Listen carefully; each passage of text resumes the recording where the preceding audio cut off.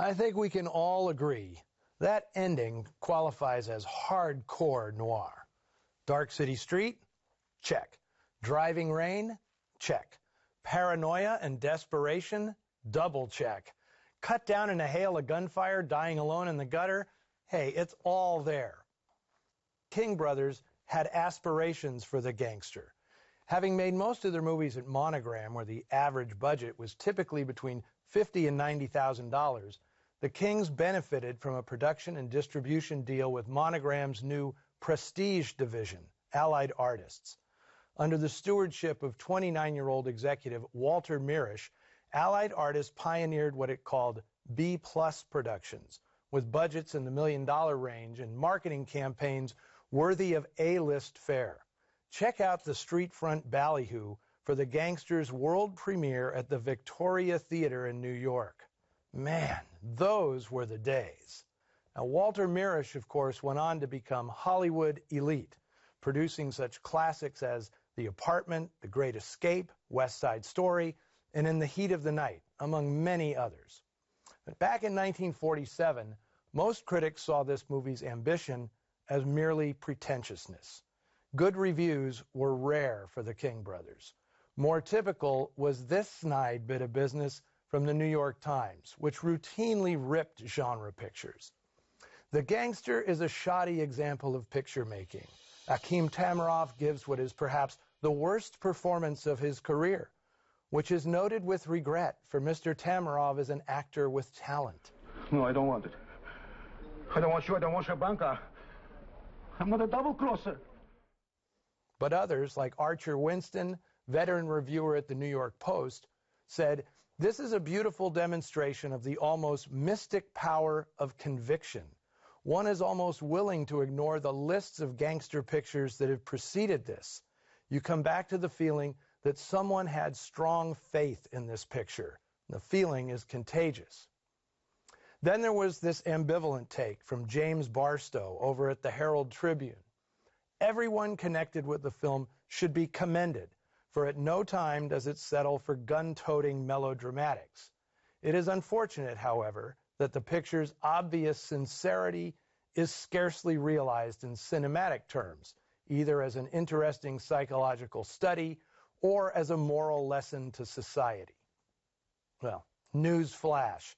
You are barking up the wrong tree if you expect the King brothers to produce moral lessons to society.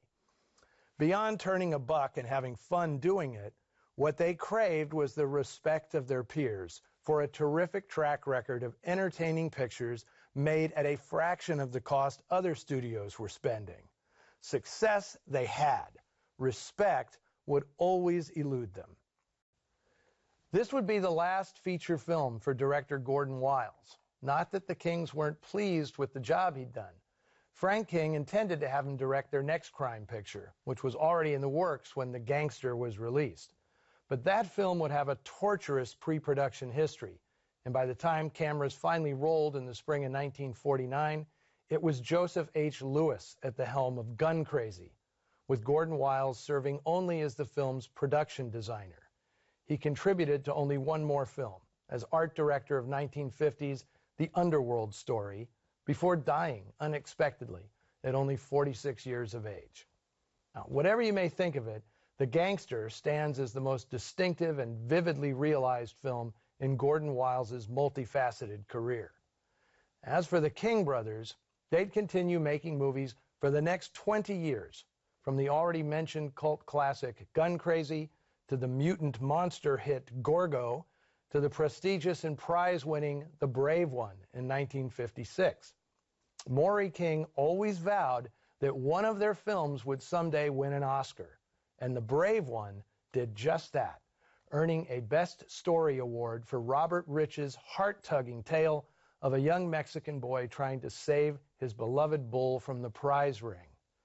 Now, Robert Rich was, in reality, blacklisted screenwriter Dalton Trumbo, who'd been working for the Kings throughout his exile in Mexico. Now, truth be told, the first Hollywood figure to break the blacklist was Frank King, not Kirk Douglas or Otto Preminger. He publicly acknowledged in a 1958 radio interview that Trumbo was the actual author of The Brave One, Of course, since King was considered a Hollywood lowlife, history paid little attention to him. Trumbo, however, considered Frank King a trusted and loyal colleague. He bristled whenever someone claimed King exploited him during his blacklisting, declaring, "Frank King paid me when others in Hollywood wouldn't come near me."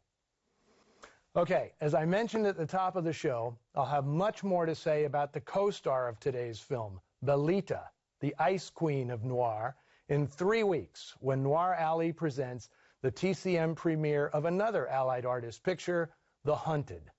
She plays a paroled jailbird who may or may not be looking to settle a score with the cop who sent her up the river, who just happens to be her ex-lover. Now, you cannot beat that for a setup. And as for next week, I'll be presenting the movie many critics call the final film of the classic noir era, 1959's Odds Against Tomorrow, a thrilling heist picture that also examined the racism infecting America, as timely today as when it was made 60 years ago. Until then, follow us on Facebook and Twitter, and remember, if you want to stay cool, stay in the shadows.